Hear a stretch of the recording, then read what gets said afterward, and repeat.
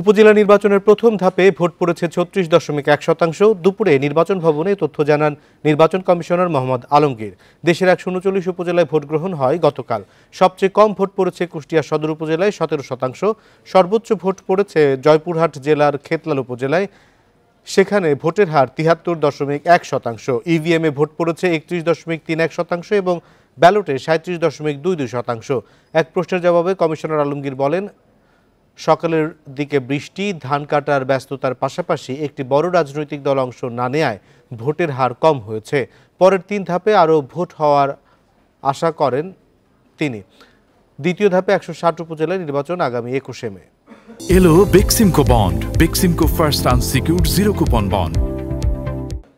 কমিশনের দায়িত্ব যে মেয়াদ শেষ হলে নির্বাচনের ব্যবস্থা করা। তো নির্বাচন কমিশন সেই নির্বাচনের ব্যবস্থাটা করতে পেরেছে কিনা যথাসময়ে, সেটাকে শান্তিপূর্ণ করতে পেরেছে কিনা, এবং যে সমস্ত ভোটাররা ভোট কেন্দ্রে এসেছেন তারা নির্বিঘ্নে ভোট দিতে পেরেছেন কিনা, এই ৩টা জিনিস হলো নির্বাচন কমিশনের কাজ। আর নির্বাচনে ওই রাজনৈতিক দল কেন আসেনি, কেন আসছে, কেনই নাই, এগুলো হলো রাজনৈতিক বিষয়।